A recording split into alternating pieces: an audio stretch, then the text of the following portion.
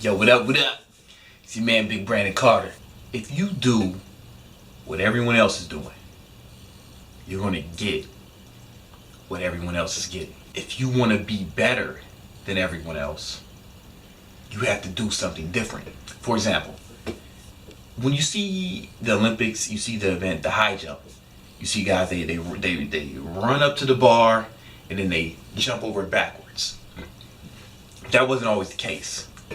Prior to 1968, they used to do something called the scissor kick, where they would like try to go sideways, like jump over with one foot over and then the other foot over, or they would. There's a lot of different methods, but nobody was jumping over backwards. Nobody was jumping over backwards. In the 1968 Olympics, a guy named Dick Fosbury started jumping over backwards. He was the first one to do it, and everybody was laughing at him. Thought he was a fucking clown. They couldn't believe that this guy was gonna.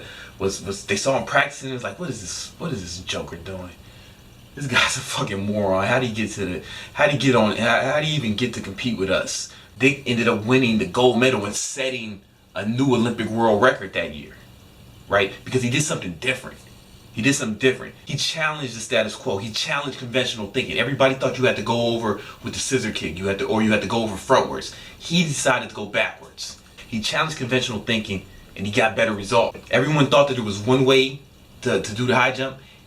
He didn't accept that there was only one way. He found his own way, and he ended up setting a new world record. Now every high jumper does that now. Another example. Initially, basketball players, none of them lifted weights. They thought it was counterproductive for basketball players to lift weights because they assumed it would throw their shots off, right?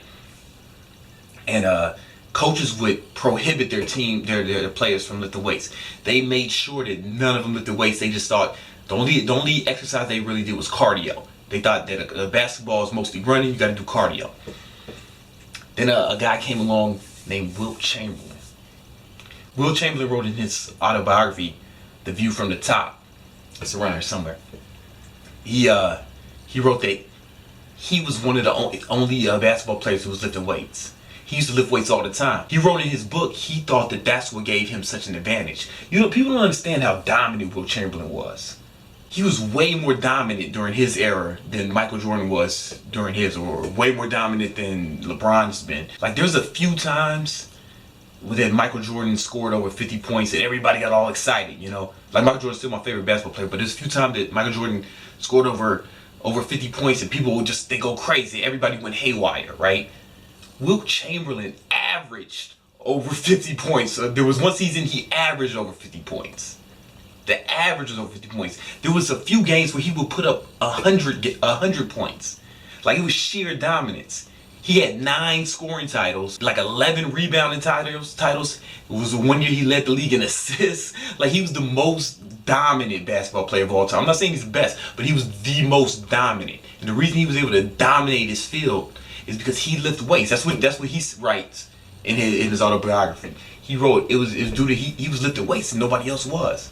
Everybody thought it was bad to lift weights, so he was like the only athlete in the NBA lifting weights all the time. There was a few times he worked out with Arnold Schwarzenegger, even, like he was getting it in when nobody else was, and that's allowed him to dominate the field. See, what happened was he challenged conventional thinking. All right. He did not accept the status quo. And that's what you need to do to be better than everyone else. When Thomas Edison was trying to figure out how to invent the light bulb, when he had the idea that maybe we can have electric light, people thought he was a fucking moron. They were like, you know what, man? You really fucking up. You really lost it, Thomas. You really lost it. Can't you fucking understand that man is destined to walk around with candles and shit for forever? Can't you just get that shit through your motherfucking head? And he kept failing. He failed like thousands of times. And everybody just looking at him like, can't you just see this shit ain't gonna work? But that was the general consensus. Electric light was a fucking pipe dream. But he challenged conventional thinking and he figured out a way. And now, this is not candlelight right now, you know what I'm saying? Challenging conventional thinking is paramount. It is essential to greatness. You cannot do what everyone else is doing and expect to get different results. You have to challenge the status quo. You have to challenge what everyone believes is the right way, or what everyone, or all the assumptions. Figure out something different. And that's how you find your lane and you become better than everyone else. You don't see, the fool's error is trying to compete with everyone else and what they're doing. That's a fucking sucker move, right? There's always someone better. There's always someone better. The best thing to do is to find your own lane, is to not do what everyone else is doing. Challenge conventional thinking, do something different. You understand what I'm saying? Like, don't try to invent the next Facebook. Facebook is Facebook because it was the first Facebook, right? You know what I'm saying? Mark Zuckerberg didn't, if he was just a fucking regular guy, a dumbass entrepreneur, would have tried to make the next Yahoo, right? Because Yahoo was popping before Facebook. Would have tried to make the next Yahoo. But you have to make something different to stand out, right? And then they tried to make other Facebooks. Those all failed. Those of you who've read the Science of Getting Rich, Wallace, he spoke about it. You got to get off of the competition, the competitive plane. You have to get off of the competitive plane and get on the creative plane. All right, challenge assumptions, do things differently than everyone else. That's the only way to get different results. Because if you're just like everyone else, man, you're fighting. If you're on the same fucking track as everyone else, then you have to play their game. You have to be better than everyone to be the best. If you're just doing what everyone else is doing, but there's always someone better than you. All right, there's always someone better than you. But if you make your own lane, get on a different track, then you stand out.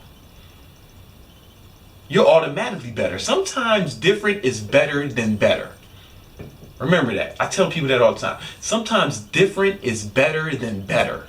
And people always love new shit. People always love new shit. So if you're just a better version of the shit that was already out, it's just whatever, you know. But if you've really done something different, now you stand out. Do shit different. And if you're going to do the same thing, do it in a way that no one has ever seen before. The same way Dick Frosby, you know, he flipped over backward. He did that shit in a way that no one ever seen before. No one can compete with him because now he's doing something totally different. No one can compete with Wilt Chamberlain because he had a different training protocol that was so advanced there was no way they can compete with him. He was doing something totally different. You couldn't compete with Thomas Edison because he's the only one who was making electric light bulbs. You understand what I'm saying? Don't try to be like everyone else. Because then, if you're just trying to be a better version of everyone else, that's what everyone tries to do. Everyone tries to be a better version of everyone else. And that's fucking, one that's lazy, and you're not really adding. You add by innovation. That's what I'm trying to say. Challenge conventional thinking all the time. And you got to get in the habit of challenging conventional thinking. How many social norms have you blindly adapted with never questioning them? People say, "Hey, Brandon, you should stop cursing so fucking much." I'm like, why? Can you give me any data to show that cursing is bad for you? That cursing damages people in any way? Words are merely collection of sounds. They're merely organized sounds. How can a sound be bad? They only have the meaning that we give behind them. They only have the meaning we give them. It's all about context. There's no such thing as a bad word. Right? At least that's me. That's how I see it. You might disagree with me, and you're welcome to do that. But at least but the truth is, most of you only think that these words are bad because you've been indoctrinated in that belief system. You've never stopped to question it. Question everything. Don't just blindly accept shit like a robot. Don't accept the status quo. Don't accept conventional thinking, because people are often wrong. Anyway, people are often wrong. It's like, back in the day, man, everybody thought that the sun revolved around the earth. Like that was conventional thinking. That was the general consensus. Then Galileo said, "Nah, man, you guys got this shit all wrong.